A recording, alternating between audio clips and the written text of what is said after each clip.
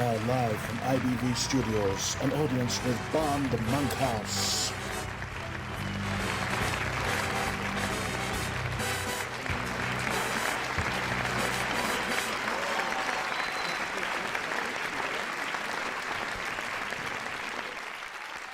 Well, what an extraordinary welcome, ladies and gentlemen. Thank you so much. It's absolutely fantastic. And it's wonderful to be here and celebrating 60 years of James Bond. Can you imagine that? 60 years of being a secret agent, going across the world, doing everything that you're doing, and never once having to go to the doctor for a prostate exam.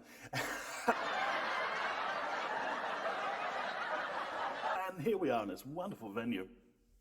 Big enough, I think, to even put all those voodoo dolls that my mother-in-law's got of me. Talking about voodoo, Live and Let Die is a fantastic movie. And I remember distinctly watching Pierce Brosnan's first outing as Bond in 1995, and he had this Bond girl called Onatopp who squeezed them with her legs. I thought this shouldn't be called GoldenEye, it should be called Golden Fire.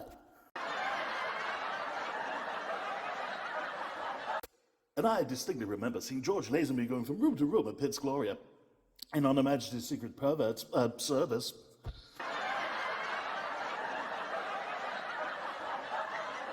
Well, you wonder with the James Bond movies, they've always got these incredible gadgets. And there's this moment in Moonraker when Roger arrives in a hovercraft in Venice. Yes, a hovercraft in Venice. It's a gondola, but it's a hovercraft. And he goes across the Mark Square. And I remember thinking, this is Moonraker? More like Piss Ticket. I remember being on the set of the James Bond movies in the 60s, and when they used to have a fat Bond girl, they used to put it with Felix Leiter. The James Bond movies, ladies and gentlemen, absolutely fantastic. Ahead of the game, lots of gadgets, lots of girls. And so here we are to celebrate these tonight with a star-studded crew and audience. And there's John Glenn. Hello, John, how are you? All right, thank you, Bob. Yeah, not too bad. Just got back from a Toby Carvery. Wonderful. That sounds absolutely fantastic, John. Also in the audience, we've got John Richardson there, who did the effects on The Living Daylights. How are you, John? Couldn't be better, really. Just looking at Land Rovers going off Beachy Head. You sound remarkably like John Glenn. Okay, and also over there, we've got the wonderful Martin Grace. Martin Grace, who graced us with his presence in Octopussy, no pun intended, pun actually intended. Grace, well, how are you this evening, gracing us with your presence? How are you? I'm all right, but the trouble is I broke my back in Octopussy and I was in traction for weeks. Wonderful. Okay, we're going to be celebrating all those wonderful people tonight. And of course, all those wonderful musicians that played and composed for the James Bond movies. We've got the wonderful Shirley Bassey here. Hello, Shirley. How are you? I'm fine.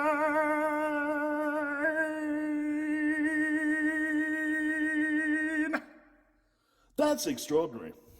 And of course, then we have the guy who wrote the wonderful tunes that sit over Bond, behind Bond, and also the one that accompanies those wonderful vocals by the likes of Shirley Bassey and Tom Jones and Nancy Sinatra. John Barry's here with us. John, how did you approach writing the songs? When we wrote Diamonds in particular, I said to Don, let's just treat it like it's a penis. Well, who doesn't look at diamonds and think penis? I have no idea what I mean by that. Also in the audience tonight, we've got the wonderful Peter Hunt, one-time director and all-the-time editor throughout the 60s of the Bond films. Give us some background, Peter. Lovely to see you, by the way. Yeah, lovely to see you too, Bob, to be honest. Makes a change from that club in Soho. I don't know what you mean. Carry on, Peter. Well, what you've got here is you've got a lot of pastel going on, which was very common for an audience with in the 80s, got to say. And what I would have done, really, Bob, is I would have just made it a deep regal purple. That's wonderful, Peter. Thank you. And of course, all those illustrious actors who played the title role of James Bond. With me now, Sir Roger Moore. Sir Roger, wonderful to have you here. Could you tell me what this is, please? That looks like a Fabergé egg, Bob. Made as an Easter gift for the Russian royal family.